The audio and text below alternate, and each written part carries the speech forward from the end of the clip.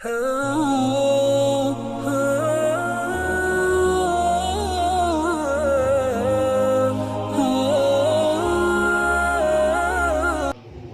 على رسوله الكريم أما بعد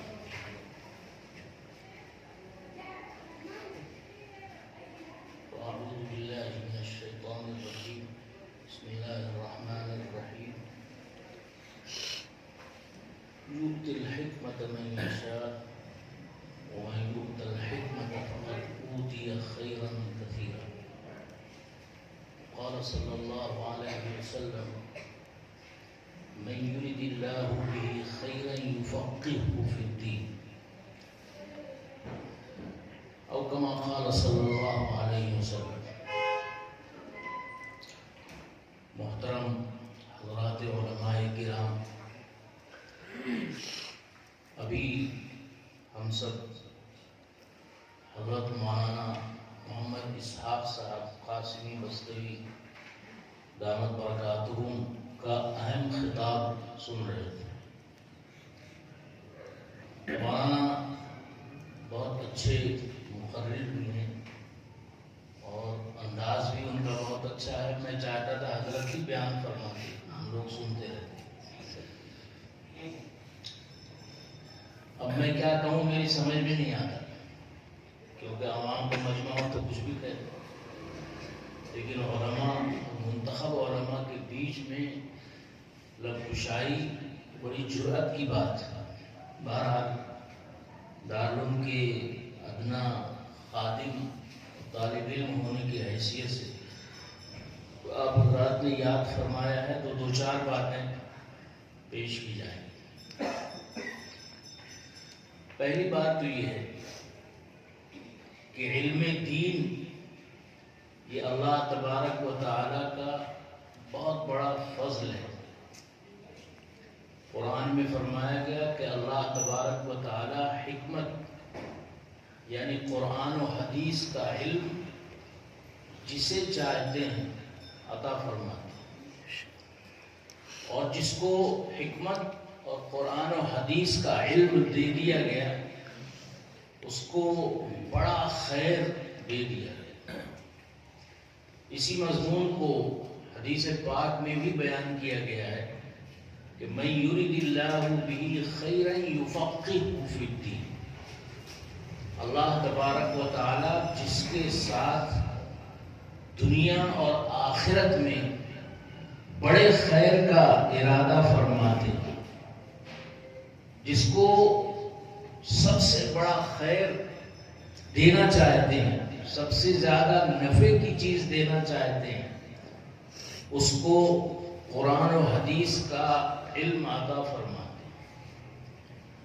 تو قرآن و حدیث کا علم اللہ کا بہت بڑا فضل ہے. اللہ چاہتا ہے تبھی علم حاصل ہوتا ہے،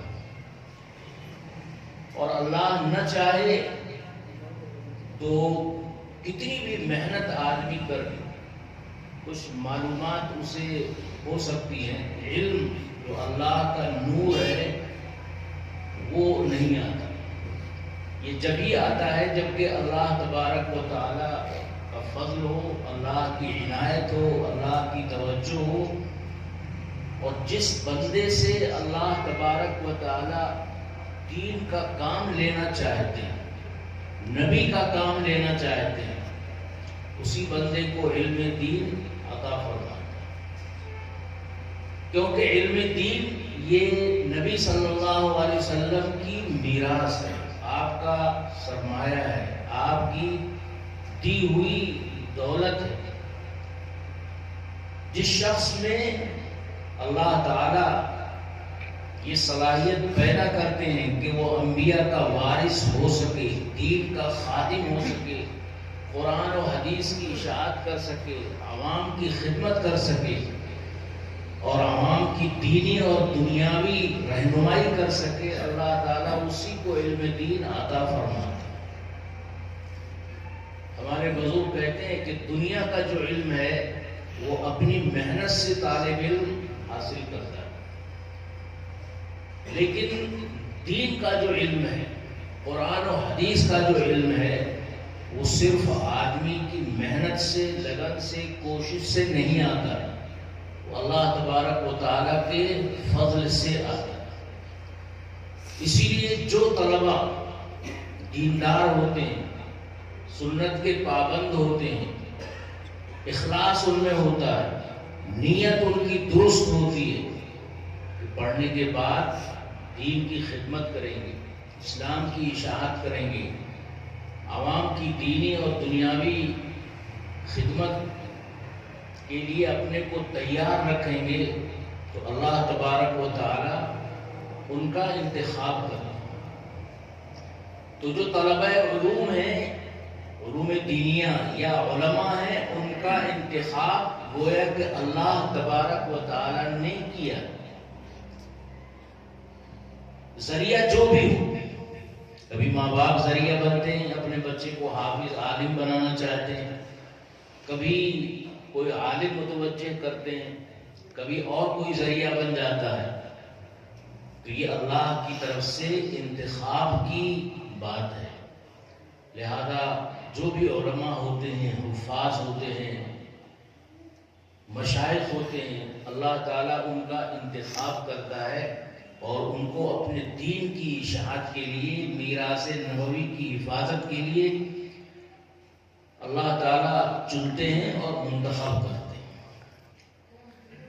اور دنیا کے تمام پیشوں میں سب سے بہتر پیشہ تدریس ہے، اور تدریس کے پیشے میں سب سے بہتر قرآن و حدیث کی تدریس، اس لیے کہ یہ نبی اکرم صلی اللہ علیہ وسلم کا خود اپنا کام ہے کہ آپ نے امت کی رہنمائی فرمائی، اور انما بعثت معلما فرما کر آپ نے اپنا مقام بتایا کہ میں دین کا معلم بنا کر بھیجا گیا۔ تو علماء کو یہ نسبت ہوتی ہے کہ وہ حضور صلی اللہ علیہ وسلم کے وارث ہوتے ہیں، جانشین ہوتے ہیں، اور جو کام نبی کا اور دیگر انبیاء کا رہا ہے وہ وہی کام اپنے لیے منتخب کرتے ہیں۔ تو یہ ہم سب کے لیے بڑی سعادت کی بات ہے اور بڑی اہمیت کی بات ہے۔ حضرت امام محمد علیہ الرحمہ کے بارے میں آتا ہے کہ جب ان کا انتقال ہوا، کسی نے ان کو خواب میں دیکھا کہ حضرت اللہ نے کیا معاملہ فرمایا، تو انہوں نے فرمایا کہ میں اللہ کے دربار میں پیش کیا، اللہ نے فرمایا کہ محمد مانگو جو مانگنا چاہتے۔ تو انہوں نے کہا کہ اے اللہ میری مغفرت فرما۔ تو اللہ تبارک و تعالی نے فرمایا کہ اگر تمہاری مغفرت کرنی نہ ہوتی تو یہ اپنا علم دین میں تمہیں عطا نہ کرتا۔ تو یہ سب سے بڑا خیر ہے جو آدمی کو دنیا اور آخرت میں بھی سرخرو رکھتا ہے اور جنت تک پہنچاتا ہے، اسی لیے اس کو خیر کثیر کہا گیا، اور تنوین تعظیم کی، تکثیر کی ہے اس میں، بڑا خیر، بہت زیادہ خیر۔ چونکہ علماء کا مقام اللہ کے ہاں بلند ہے، اور جس کا مقام بڑا ہوتا ہے اس کی ذمہ داریاں بھی بڑی ہوتی ہیں، اس لیے علماء کرام کی ذمہ داریاں بڑی ہیں، اور ان کو اللہ کے حکم کے مطابق یہ ذمہ داری ادا کرنے کے لیے اپنی زندگی کو وقف رکھنا چاہیے۔ اب ذمہ داری کیا ہے؟ تو دارالعلوم دیوبند کے بارے میں اکابر سے منقول ہے کہ جس وقت جس خدمت کی ضرورت ہوتی اللہ تعالیٰ اپنے بندوں کو اس کے لیے منتخب کرتا ہے اور خدمت کا طریقہ ان کے دل میں ڈالتا ہے۔ تو جب انگریزوں کا دور تھا، ہر طرف ظلم و ستم کا بازار گرم تھا، مدرسے بند کیے جا رہے تھے، اوقاف کو ختم کر دیا گیا تھا، دینی تعلیم کا کوئی انتظام نہیں تھا، اور علماء کو طرح طرح کی سختیاں دی جا رہی تھیں، اس وقت ہمارے بزرگوں نے اور علماء نے یہ بات محسوس کی کہ آج کل کے حالات بڑے خطرناک ہیں۔ قوم کی حفاظت کے لیے، اسلام کی حفاظت کے لیے، دین کی اشاعت کے لیے کیا طریقہ اختیار کیا ہے؟ تو اللہ تبارک و تعالیٰ نے ان کے دلوں میں وہی طریقہ ڈالا جو خود نبی اکرم صلی اللہ علیہ وسلم نے دین کی اشاعت کے لیے منتخب کیا تھا اور اختیار کیا تھا۔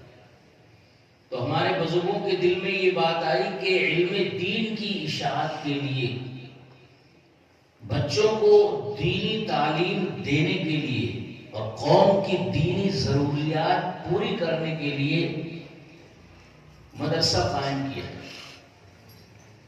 چنانچہ حضرت مولانا قاسم صاحب نانوتوی اور کچھ اور حضرات نے مل کر بظاہر دیوبند میں ایک مکتب قائم کیا، اور وہ اتنا مقبول ہوا کہ آج اس کا فیض، جیسا کہ حضرت مولانا بتا رہے تھے، ساری دنیا میں جاری و ساری ہے، عام ہے۔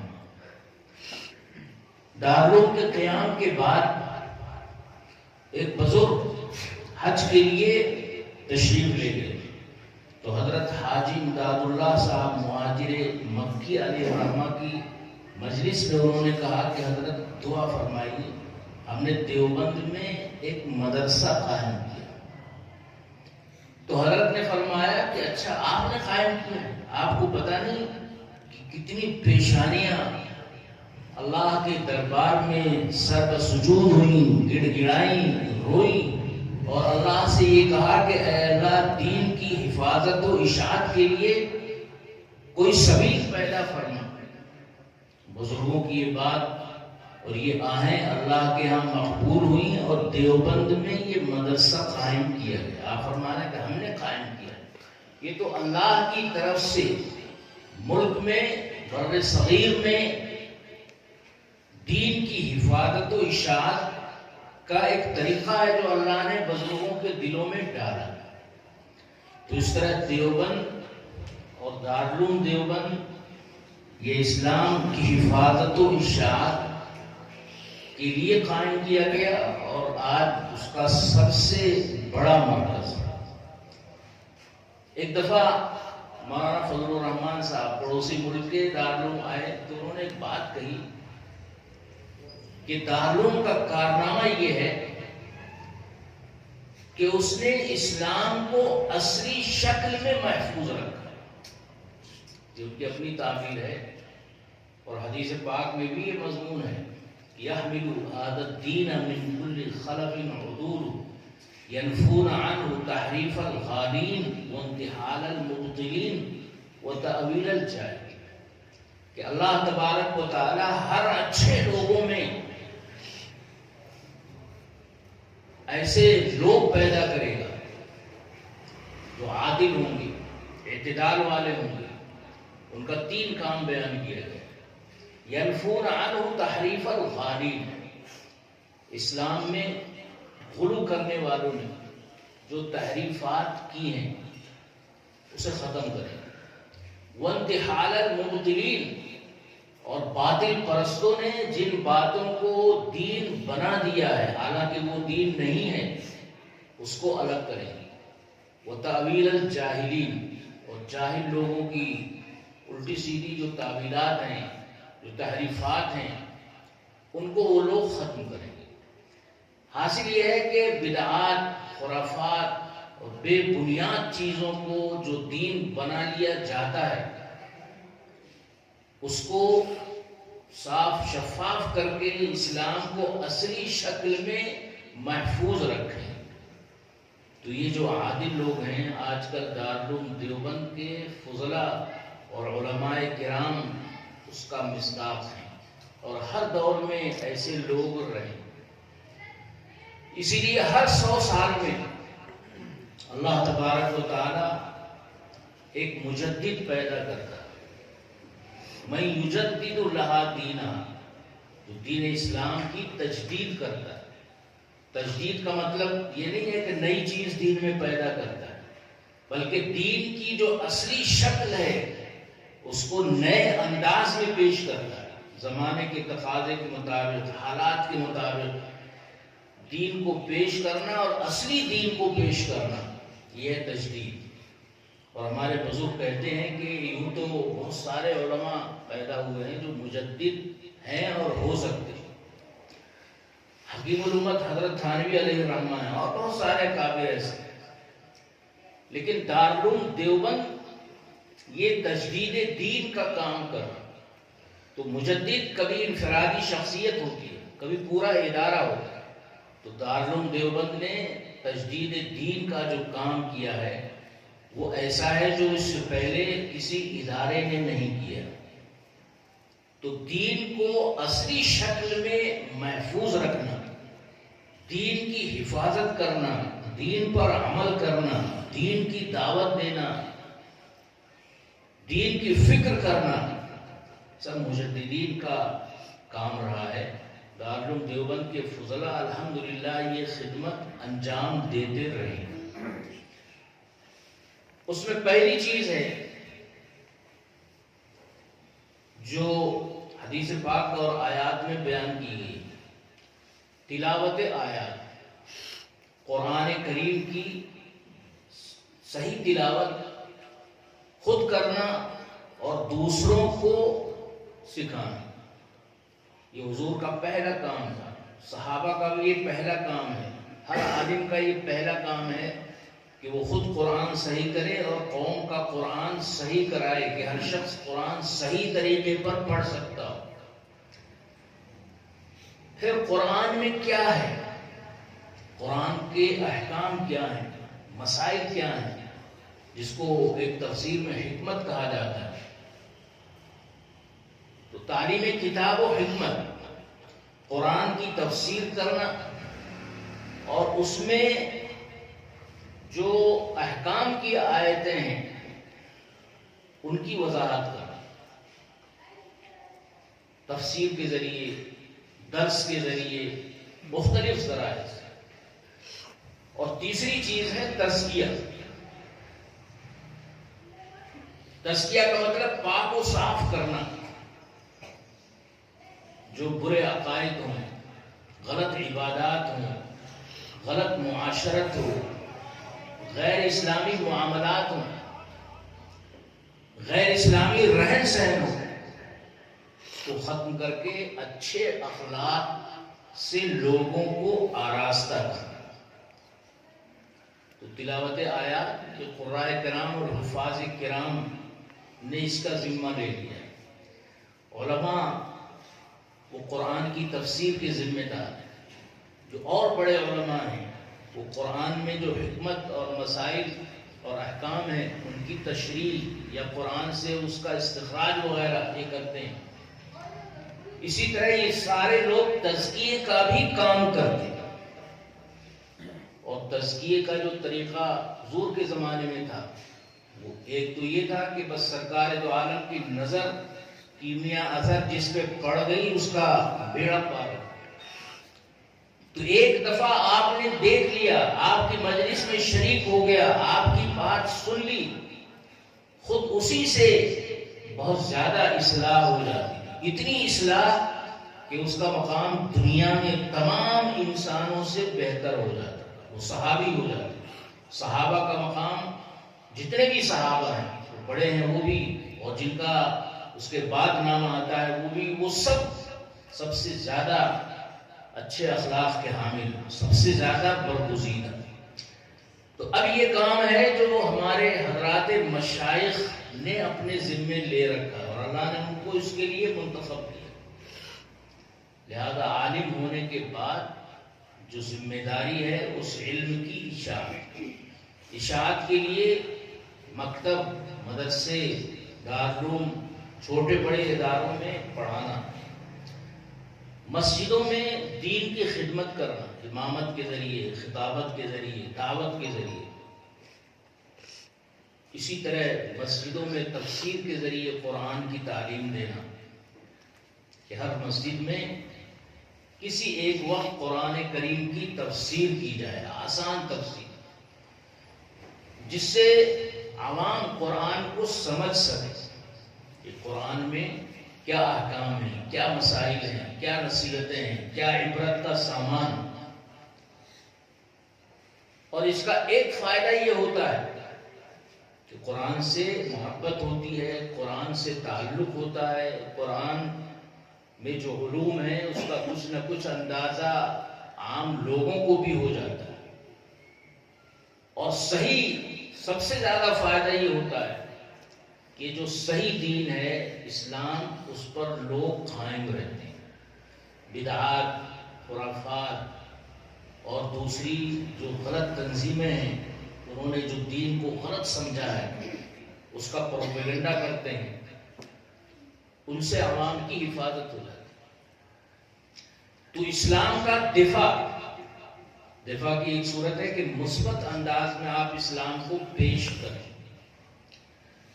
دوسری صورت یہ ہے کہ کہیں اگر ضرورت ہو اور مثبت انداز میں لوگ بات کو نہ سمجھ پاتے ہوں، جیسے صدیق جو علماء سو ہوتے ہیں، تو اس کے لیے وَجَادِلْهُمْ بِالَّتِي هِيَ أَحْسَنُ،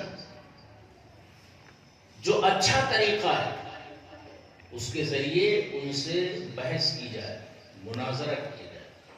اور اچھا طریقہ کیا ہے؟ قرآن و حدیث کا، کہ قرآن میں یہود، نصارہ، مشرکین اور غیر مسلم جتنی جماعتیں ہیں، قرآن نے ان کو متوجہ کیا ہے، ان کی نصیحت کی ہے، ان کے دلائل کو کنڈم کیا۔ تو ان باطل فرقوں کا تعاقب کیا جائے، جو وہ کوشش کر رہے ہیں اس کو ناکام بنایا جائے، کیونکہ عوام تو زیادہ سمجھتے نہیں، اور ہر باطل فرقہ قرآن کی آیت اور حدیث سے ہی استدلال کرتا ہے، اس کا غلط مطلب بتا کر۔ جتنے فرقے ہیں ان میں سب سے کہیے کہ پہلا اور بڑا فرقہ جو ہے وہ شیعوں کا ہے۔ جتنے باطل فرقے پیدا ہوئے یا آئندہ ہوں گے وہ سب شیعوں سے ماخوذ ہیں۔ بریلوی شیعوں سے بہت لیتے ہیں، چاہے آپس میں لڑتے بھی ہوں، لیکن ان کے جو مسائل ہیں بہت سارے شیعوں سے ماخوذ ہیں۔ یہ غیر مقلدین یہ بھی شیعوں سے لیتے ہیں۔ جتنے باطل فرقے ہیں ان کی بنیاد یہ شیعہ اور روافض۔ اس لیے اگر ضرورت مناظرے کی ہو تو باللتی ہی احسن کہا جائے، جو احسن طریقہ ہے قرآن و حدیث کے دلائل پیش کیے جائیں۔ اگرچہ مناظرے کا موقع نہیں آنا چاہیے، مناظرے سے کوئی فائدہ ہوتا نہیں۔ حضرت مولانا منظور صاحب نعمانی علیہ الرحمہ نے فرمایا کہ 50 سال کا میرا تجربہ ہے، بہت بریلویوں سے مناظرہ کیا ہوں، کہ مناظرے کا کوئی فائدہ سامنے نہیں آتا۔ دونوں گروہ ضدی ہوتے ہیں، ہر دھرم ہوتے ہیں، خاص کر باطل، کوئی بات ماننے کے لیے تیار نہیں۔ جو عوام ان کے ساتھ ہوتے ہیں وہ بھی اتنے پکے ہو جاتے ہیں کہ وہ حضرت نے جو فرمایا وہی صحیح، تو عوام بھی دوسرے کی نہیں سنتی۔ اس لیے مناظرے کا کوئی فائدہ عام طور پر نہیں ہوگا، لیکن قرآن یہ چاہتا ہے کہ مناظرے کے جو اصول ہیں، جو دلائل ہیں، اس کے لیے علماء تیار رہیں۔ اگر کوئی چیلنج کرتا ہے تو یہ نہ ہو کہ سب خاموش ہو جائیں۔ جیسے انگریزوں کے دور میں بڑے بڑے پادری لندن سے بلائے جاتے تھے، وہ جگہ جگہ بیانات دیتے تھے، چیلنج کرتے تھے کہ قرآن صحیح کتاب نہیں ہے، انجیل صحیح ہے، قرآن میں بہت سی آیتوں میں ایسے مضامین ہیں جو غلط ہیں، قرآن کے مقابلے میں انجیل بہتر ہے۔ اب اگر علماء سب خاموش رہیں تو بڑی تعداد مسلمانوں کی پھر سکتی ہے اسلام سے۔ چنانچہ وہ لوگ جو آئے تو پورے ملک میں پھیل گئے اور یہ چیلنج دیتے رہے، جامع مسجد کی سیڑھیوں پہ کھڑے ہو کے بھی چیلنج دیتے تھے۔ اسی طرح جو ہمارے برادران وطن ہیں ان میں کچھ پنڈت اور پادری تھے، دیانند سرسوتی وغیرہ، جو دیوبند کے قریب روڑکی میں جا کے چیلنج کرتے تھے، تو ان کے چیلنج کو سن کر حضرت شیخ الہند مولانا محمود حسن اور حضرت مولانا قاسم صاحب نانوتوی وغیرہ وہاں پہنچے۔ جب معلوم ہوا کہ مولانا نانوتوی یہاں آ گئے ہیں تو وہ ڈر گئے، چھپ گئے اور خاموش ہو گئے۔ لیکن یہ حضرات ڈی ایم کے پاس گئے اور کہا کہ یہ صاحب ہمیں چیلنج دیتے تھے اور ہم ان سے مقابلے اور بات کرنے کے لیے آئے ہیں، تو اب یہ آتے ہی نہیں۔ تو سرکاری افسران نے ان کو بلایا، کہا کہ اگر ہم مناظرہ کریں گے تو نقض امن کا خطرہ ہے، فساد ہو جائے۔ ڈی ایم نے کہا کہ فساد کے ہم ذمہ دار ہیں، فساد نہیں ہونے دیں، یا تو آپ بیٹھ کر مناظرہ کرو یا اپنی باتیں چھوڑ دو۔ مناظرے کے لیے وہ تیار نہیں ہوا۔ تو اگر مقابلے کے لیے کوئی نہ ہوتا تو وہ تو بڑھتا رہتا۔ اسی طرح پادری فنڈر، ایک بڑا پادری تھا، اس نے چیلنج کیا کہ قرآن کی آیتیں ایسی ہیں اور ایسی ہیں اور انجیل جو ہے وہ بالکل ٹھیک ہے۔ تو حضرت مولانا رحمت اللہ صاحب پیرانوی اس کے لیے تیار، ان کے ایک دوست تھے جو انگریزی بہت اچھی جانتے تھے، یہ دونوں آگرے گئے، مناظرہ طے ہوا اور یہ طے ہوا کہ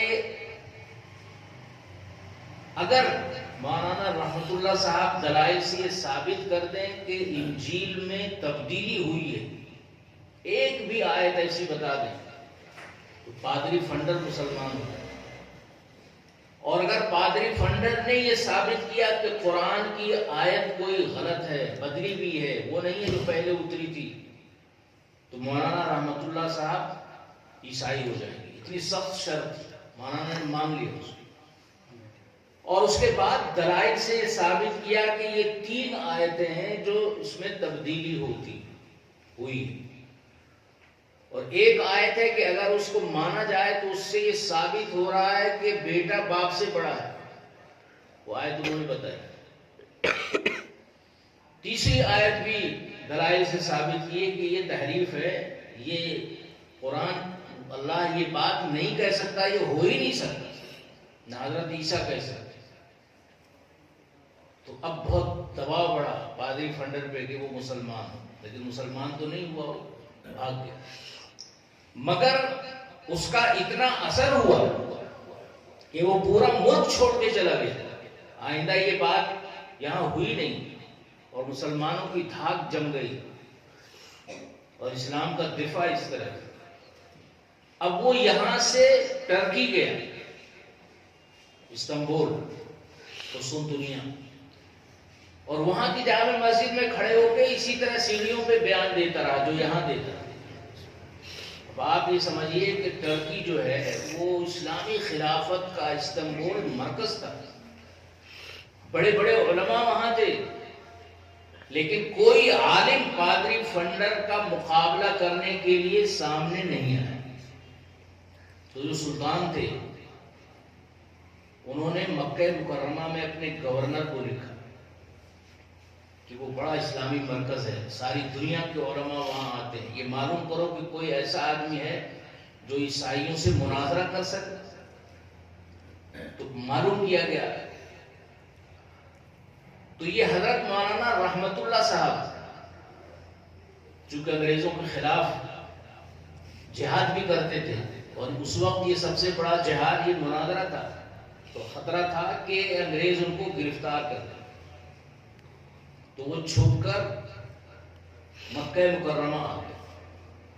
اور مظفر نگر میں ایک گاؤں ہے جو کیرانہ کے پاس ہے، ایک دفعہ میں وہاں گیا تو لوگوں نے وہاں یہ واقعہ بیان کیا کہ جب مولانا رحمت اللہ صاحب کو معلوم ہوا کہ انگریز ان کے خلاف ہیں، گرفتاری ہو سکتی ہے، تو وہ اس گاؤں میں آ گئے۔ اس گاؤں میں جو پردھان تھا اس سے ان کے تعلقات تھے۔ پھر معلوم ہوا کہ مولانا رحمت اللہ کو فلاں جگہ پہنچ گئے، تو انگریز کے لوگ ان کو تلاش کرنے کے لیے اس گاؤں میں بھی پہنچ گئے۔ جب چودھری پردھان کو معلوم ہوا تو اس نے مولانا سے کہا کہ آپ کہیں کھیت میں جا کے چھپ جاؤ، تو وہ ایک کھیت میں گئے، وہاں بیٹھ گئے اور یہ لکھا ہے ایک کتاب جو وہیں مجھے دی تھی انہوں نے مولانا رحمۃ اللہ کے حالات میں، اس میں لکھا ہے کہ انگریز گھوڑے دوڑاتے ہوئے اس سڑک پر جہاں مولانا کنارے بیٹھے ہوئے تھے تلاش کرتے ہوئے گئے، اور مولانا نے لکھا ہے کہ گھوڑے کی ٹاپ سے جو مٹی اڑ رہی تھی وہ میرے بدن پہ پڑ رہی تھی، اتنے قریب سے ہو، لیکن کسی نے ان کو دیکھا نہیں، اللہ نے ان کی حفاظت فرمائی، وہ انگریز واپس ہو گئے اور مولانا وہاں سے ہجرت کر کے مکہ مکرمہ آ گئے۔ یہاں جو تلاش کیا گیا تو پتا چلا کہ ایک شیخ ہندی ہیں مولانا رحمۃ اللہ، گورنر نے ان کو بلایا اور شاہی اعزاز کے ساتھ ترکی بھیجا۔ جب وہاں قریب ہوئی یہ اور اس پادری فنڈر کو معلوم ہوا کہ وہی عالم تو یہاں بھی آ گئے جس نے آگرہ سے بھگایا تھا مجھے، تو وہ وہاں سے بھی بھاگ گیا اور پتہ نہیں کہاں جا کے چھپ گئے۔ تو یہ دین کا دفاع یہ علماء کی ذمہ داری ہے، اور اگر کہیں پر بھول ہو جائے، غلطی ہو جائے، دفاع نہ ہو سکے تو ایک دو نہیں ہزاروں لاکھوں آدمی بے دین ہو جائے۔ اس لیے دین کا دفاع یہ بھی ضروری ہے۔ جہاں جہاں جو فرقے غیر اسلامی ہیں ان فرقوں کے فریب سے قوم کو بچانا یہ بھی ہمارا ایک فرض ہے، اس کے لیے بھی علماء کو تیار رہنا چاہیے۔ اس کے ساتھ ہمارے جو مشائخ ہیں ان کی کچھ خصوصیات ہیں، وہ ہر فاضل دیوبند یا ہر عالم میں ہونی چاہیے۔ کہ ہمارے جو اکابر دیوبند تھے ان کی بڑی خصوصیات ہیں، حضرت مولانا قاری طیب صاحب وغیرہ نے بھی بیان کیا ہے، مولانا علی میاں صاحب نے 7 سالے کی اجلاس میں اس مضمون پر گفتگو کی۔ تو ہمارے مشائخ کی جو خصوصیات ہیں ان میں پہلی چیز ہے اخلاص۔ یہ اخلاص ہی کی برکت ہے کہ ایک استاد اور ایک طالب علم سے جو مکتب شروع ہوا ساری دنیا میں اس کا فیض پہنچا۔ اس لیے بنیادی چیز یہ ہے جو بھی کام ہو، امامت ہو، خطابت ہو، تدریس ہو، دعوت ہو، اس میں اخلاص ہو، دنیا پیش نظر نہ ہو۔ دنیا تو آتی ہی ہے، اگر اخلاص ہوگا تو وہ کام دین کا بنے گا، دنیا بھی آئے گی، اور اگر اخلاص نہیں ہوگا تو وہ دین کا وہ کام دنیا بن جائے گا، پھر نہ دنیا رہے گی نہ آخرت۔ تو پہلی چیز ہے اخلاص، دوسری چیز ہے اتباع سنت۔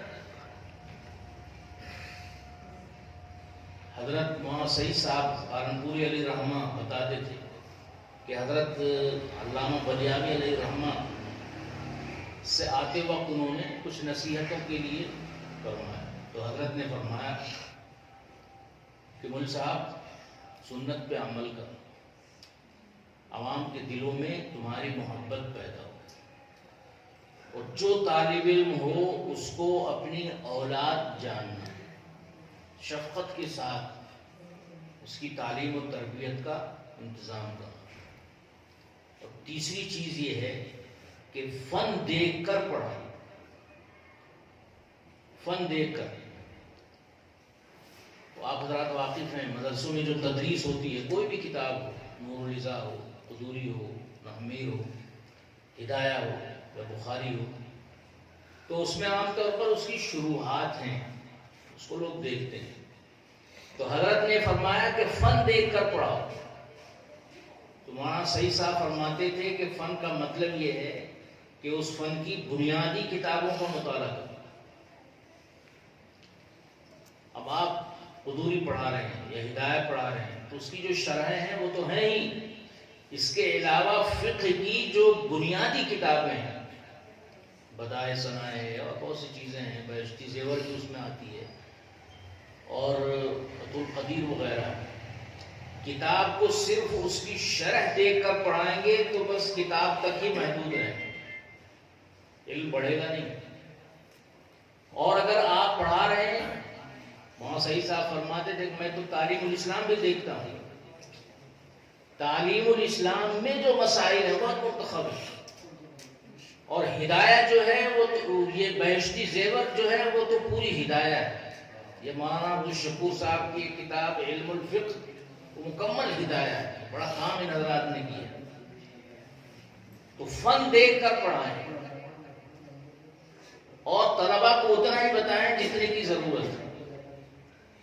پھر فن کیوں دیکھیں تو اس کا نوٹ تیار کریں. اگر آپ نے 2-4 سال فقہ پڑھائی، ہدایت، نور رضا قدوری اور اس طرح فن دیکھ کر پڑھایا تو علم وسیع ہوا. جزیات آئیں گی، وہ طلبا کو آپ نہیں بتائیں گے لیکن وہ نوٹ رکھیں. اگر کوئی طالب علم سوال کرے گا تو وہ فوراً آپ کے پاس اس کا جواب ہوگا کہ یہ کہاں سے بول رہا ہے. تو علم جو وسیع ہوتا ہے وہ اس طرح ہوتا ہے. تو اتباع سنت سے عوام میں قدر ہوتی ہے. ہر عمل آدمی کا مبارک ہو جاتا ہے، عوام اس سے متاثر ہوتے ہیں.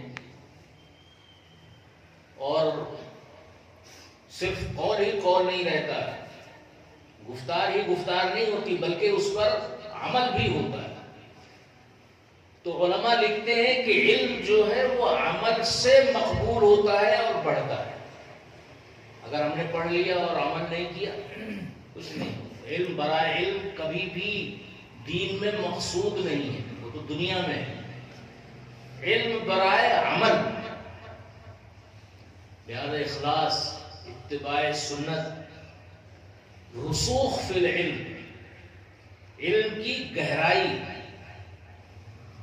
علم کی وسعت،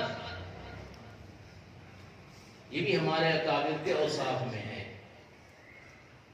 حضرت مولانا یوسف بنوری علیہ الرحمہ فیض الباری وغیرہ کی طباعت کے لیے مصر میں تھے،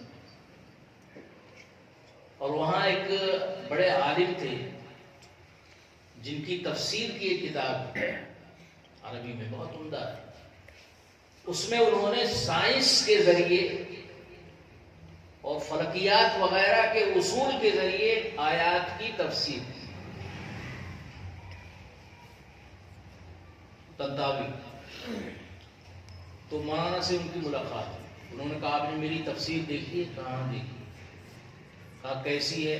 تو انہوں نے کہا ہمیں نہیں پسند ہے، اس لیے کہ سائنس کے اصول سے آپ نے تفسیر کی ہے.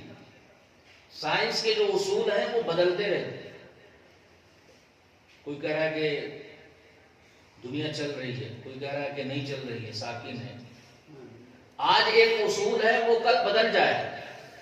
آیت کی تفسیر آپ نے آج کے اصول کے اعتبار سے کی ہے، کل وہ بدل گئی تو یہ تفسیر غلط ہو جائے.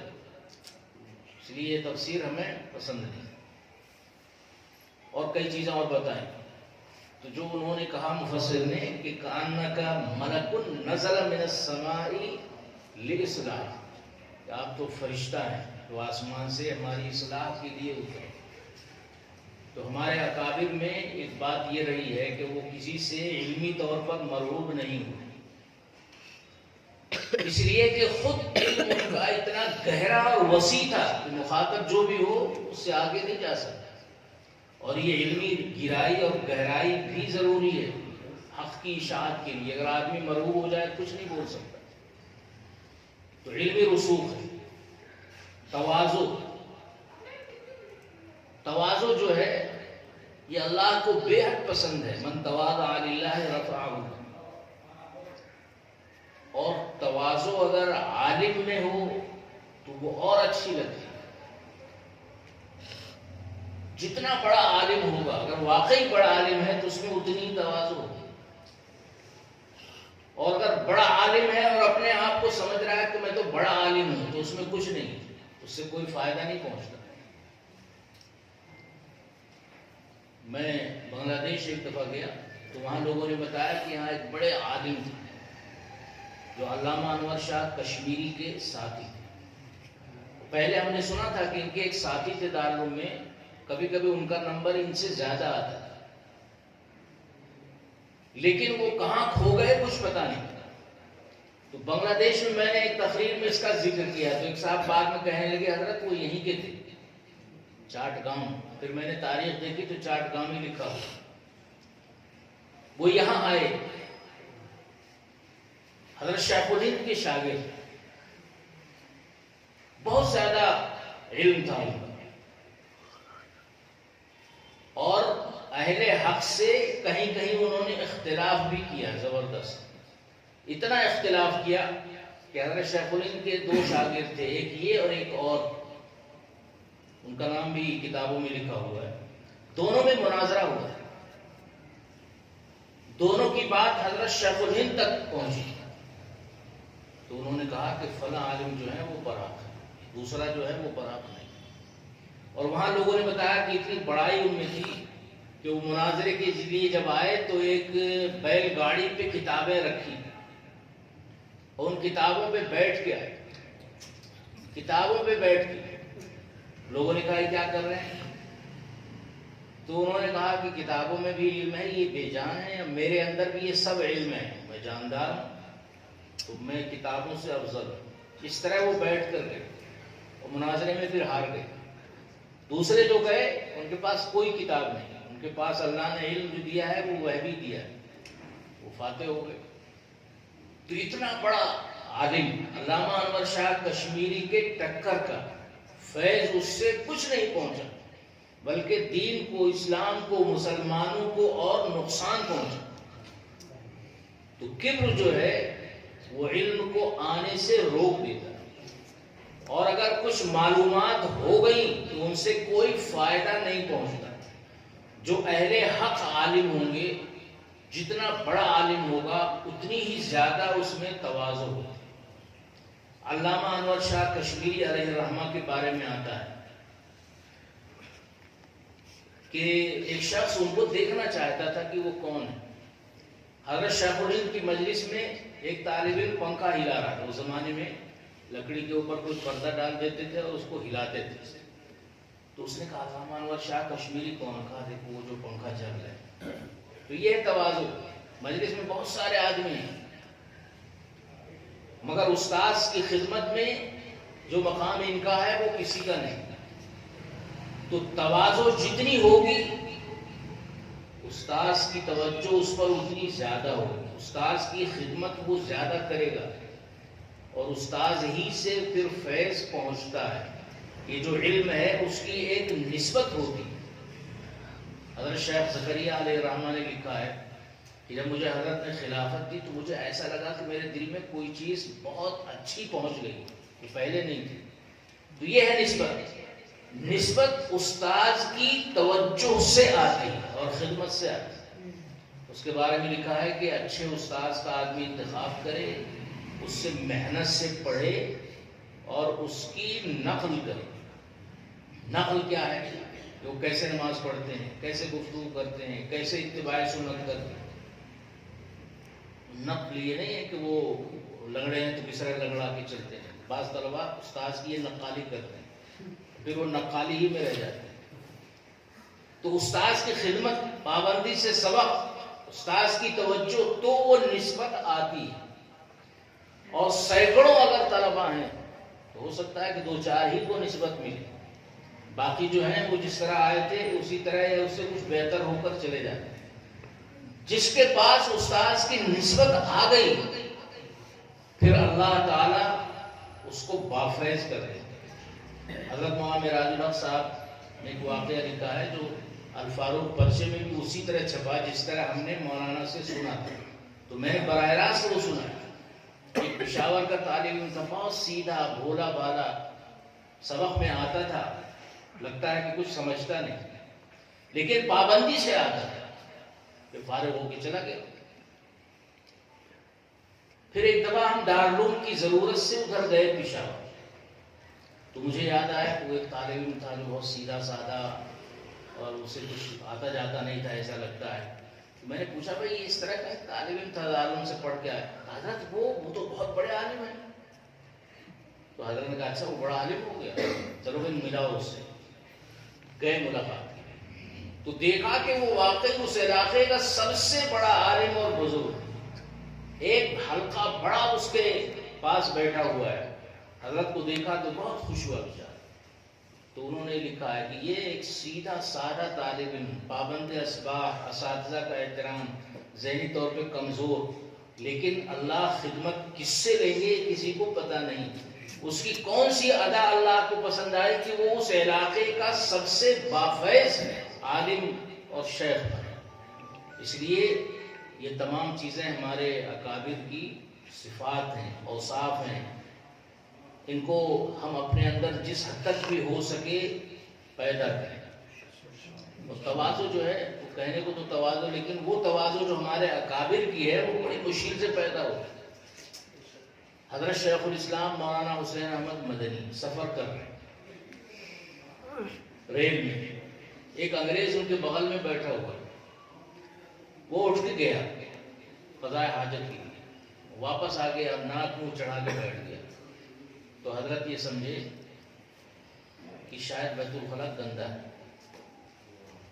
تو اٹھے، باہر آئے، وہ سگریٹ کے پیکٹ کاغذ وغیرہ پڑا ہوا تھا اسے لیا، ٹرین کا بیت الخلا جا کے صاف کیا اور صاف کر کے آگے بیٹھے. کہا کہ آپ کو شاید ضرورت ہے، جائیے نا، وہ تو صاف ہے.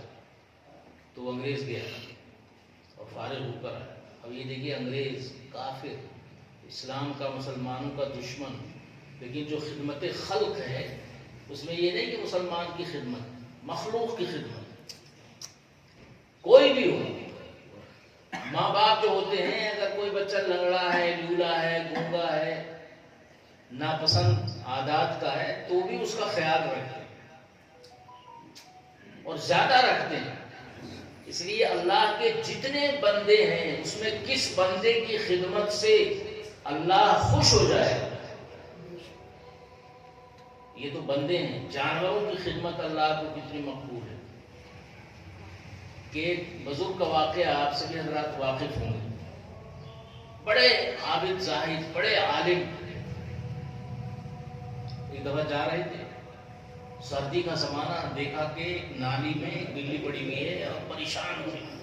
اس کو اٹھایا، لے کر گئے، اس کے اوپر لحاف ڈالا، وہ سو گئی. تو جب ان کا انتقال ہوا، کسی نے پوچھا کہ کیا معاملہ آپ کے ساتھ ہوا؟ تو وہ کہہ رہے تھے کہ میں نے تو یہ سمجھا تھا کہ میں نے دین کی یہ خدمت کی ہے، میں عالم ہوں، یہ ہوں، وہ ہوں، اور اللہ تعالیٰ فرمائیں گے کہ ہم نے تمہاری خدمات قبول کر لی. مگر ایسا نہیں ہوا. اللہ نے فرمایا کہ کیا لے کر آئے؟ تو میں نے کہا حضرت اور کوئی چیز تو ہے نہیں، میں توحید لے کر آیا. تو اچھا، آپ بڑے موحد ہیں، اور آپ کو پتا نہیں کہ ایک دفعہ آپ کے پیٹ میں درد ہوا تو آپ کہہ رہے تھے کہ وہ رات دودھ پی لیا تھا تو پیٹ میں درد ہو گیا. تو پیٹ میں جو درد ہوا وہ میں نے پیدا کیا، میری وجہ سے ہوا یا دودھ کی وجہ سے ہوا؟ تو کہاں ہے آپ کی توحید؟ تو وہ معافی مانگنے لگی کہ اللہ میرے پاس کچھ نہیں ہے، تو فضل فرما دے بس. تو اللہ نے کہا کہ وہ توحید وغیرہ تو تمہارے پاس ہے نہیں پوری. البتہ ایک چیز ہمیں پسند آئی کہ تم جا رہے تھے، سردی کی رات تھی، ایک بلی جو ہے وہ نالی کے پاس پڑی پریشان، تم نے اسے اٹھایا، لے جا کر کے اس کو لحاف اڑایا اس پہ اور وہ آرام سے سوئی. تو میں بہت خوش ہوا، تم نے ہماری ایک مخلوق کی خدمت کی، لہذا ہم اس وجہ سے تمہیں معاف کر دیتے ہیں، جنت میں داخل کرتے ہیں. تو خدمت خلق، حضور صلی اللہ علیہ وسلم نے بھی جانوروں کی خدمت کی ہے، جانوروں پر توجہ دینے کا حکم دیا ہے. تو یہ اوصاف ہمارے اکابر کے ہیں. اپنے اندر اس کو پیدا کریں. اور خدمت خلق جو ہے وہ اللہ تعالی انبیاء کو نبوت دینے سے پہلے سکھاتا ہے. تو نبوت کی تربیت کے لیے خدمت خلق کی تعلیم دی جاتی ہے. حضور صلی اللہ علیہ وسلم نے بکریاں بھی چرائیں. حضور صلی اللہ علیہ وسلم عوام کی خدمت کرتے تھے، ان کا بوجھ اٹھا لیتے تھے، ان کو کھانا کھلاتے تھے، ان کی مالی مدد کرتے تھے. حضرت خدیجہ رضی اللہ عنہا کی روایت ہے کہ جب وحی آئی تو وحی بڑی طاقتور ہوتی ہے. پہلی دفعہ آئی تھی، حضور صلی اللہ علیہ وسلم پریشان ہو گئے کہ یہ کیا چیز ہے. تو حضرت خدیجہ نے آپ کو تسلی دی کہ کلا لا یخزیک اللہ ابدا، ہرگز اللہ تعالی آپ کو بے سہارا نہیں چھوڑے گا. کیوں؟ انک لتصل الرحم، آپ صلہ رحمی کرتے ہیں، رشتہ داروں کا حق ادا کرتے ہیں، لوگوں کے ساتھ اچھا سلوک کرتے ہیں۔ وتحمل الکل، جو عاجز اور پریشان ہو اس کو سواری دیتے ہیں۔ وتقری الضیف، مہمان نوازی کرتے ہیں۔ وتعین علی نوائب الحق، اور جو اللہ کی طرف سے آفات اور مصیبتیں آتی ہیں اس میں آپ لوگوں کی مدد کرتے ہیں۔ تو ایسا آدمی اللہ کا محبوب ہوتا ہے۔ اللہ کا جو محبوب ہے اللہ تعالیٰ اس کو مصیبت اور پریشانی میں نہیں ڈالتا، رسوا نہیں کرتا۔ تو معلوم ہوا کہ خدمت خلق یہ اللہ کے ہاں مقبول ہونے کی دلیل ہے، اور دعوت کا ایک اہم طریقہ یہی ہے کہ لوگوں کی خدمت کی جائے۔ آج کل مشنری جو عیسائی لوگ ہوتے ہیں انہوں نے یہی طریقہ اختیار کر رکھا ہے کہ وہ قوم کی خدمت کرتے ہیں، اور خدمت کے ساتھ ساتھ کہ قوم ان کی ہو جاتی ہے، اور ان کا مذہب جو ہے وہ پوری دنیا میں اس طرح پھیلتا ہے۔ اس لیے غریبوں کی مدد، بیماروں کی مزاج پرسی، وہ حدیث قدسی کا ایک مضمون ہے، اس کو بیان کر کے میں اپنی بات ختم کر رہا ہوں کہ اللہ کے دربار میں جب سب لوگ پیش ہوں گے تو اللہ تعالیٰ کہے گا کہ بھئی تم نے، میں بھوکا تھا تم نے مجھے کھانا نہیں کھلایا۔ تو کہے گا اے اللہ ساری دنیا کو آپ کھلانے والے، تو میں کیسے آپ کو کھلاتا، آپ کہاں بھوکے ہوں گے؟ تو اللہ فرمائے گا کہ میرا فلاں بندہ بھوکا تھا، تم اس کو جانتے نہیں تھے، تم نے اگر اس کو کھانا دیا ہوتا تو میں خوش ہوتا۔ اسی طرح میں بیمار تھا، تم نے میری مزاج پرسی نہیں کی۔ وہ کہے گا اے اللہ کہاں آپ بیمار ہو سکتے ہیں، ساری دنیا کو آپ شفا دینے والے۔ تو اللہ کہے گا فلاں بندہ جو تمہارا جاننے والا تھا بیمار تھا، تم نے اس کی عیادت نہیں کی، تم نے اس کے علاج کی فکر نہیں کی۔ اسی طرح اور کئی چیزیں ہیں۔ تو معلوم ہوا کہ اگر خدمت خلق کی جائے، مسلمان ہو یا غیر مسلم، پریشان حال ہے تو اس کی مدد کریں، تو خدمت خلق سے اللہ تبارک و تعالی خوش ہوتا ہے۔ تو یہ ساری چیزیں، امامت، خطابت، تدریس، دعوت، یہ سب خدمت خلق ہی کے شعبے ہیں۔ تو اللہ تعالیٰ نے ہمیں اس کے لیے منتخب کیا ہے، ہمیں اس کا حق ادا کرنا چاہیے اور اللہ کا شکر ادا کرنا چاہیے۔ اس طرح دارالعلوم کی بھی خدمت ہوگی، اساتذہ ہمارے جو ہیں ان کی بھی خدمت ہوگی، اسی طرح اسلام کی بھی خدمت ہوگی، اور اللہ تبارک و تعالیٰ دین کو اسی طرح سر بلند رکھے گا۔ اللہ تبارک و تعالیٰ ہم سب کو دین کی تمام باتوں پر عمل کی توفیق عطا فرمائے۔ وآخر دعوانا الحمدللہ۔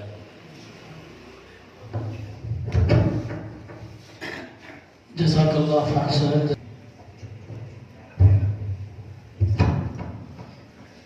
جمعرات اللهم صل على سيدنا ومولانا محمد صلاة تنجينا بها من جميع الأهوال والآفات، تقضي لنا بها جميع الحاجات، وتطهرنا بها من جميع السيئات، وتبلغنا بها عندك أعلى الدرجات. اللهم إنا نسألك موجبات رحمتك وعزائم مغفرتك والسلامة من كل إثم والغنيمة من كل بر.